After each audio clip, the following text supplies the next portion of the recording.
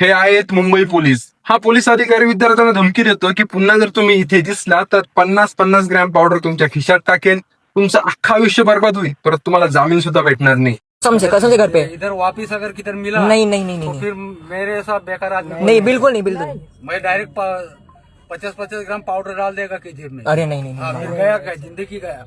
अरे नो जामीन। वो तो सर वो तो और ही खराब तुम लोग की वजह से हम लोग को तकलीफ है अभी। ठीक है सर जाएंगे।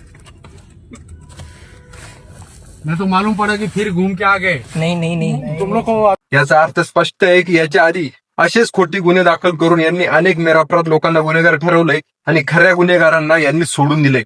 50 ग्रॅम पावडर खिशात टाकेन म्हणजे भाऊ तुझ्याकडे 50 ग्रॅम पावडर येते कुठून? याचा अर्थ खरा ड्रग्स माफिया हाच अधिकारी आहे. आता याच्यावरती गृह खातं काय ऍक्शन घेतं माहित नाही. जर हा महाराष्ट्राचा अपमान असेल तर याला सस्पेंड केलं जाईल आणि यांच्या मते हा महाराष्ट्राचा अपमान नसेल तर या भाऊला प्रमोशन भेटेल.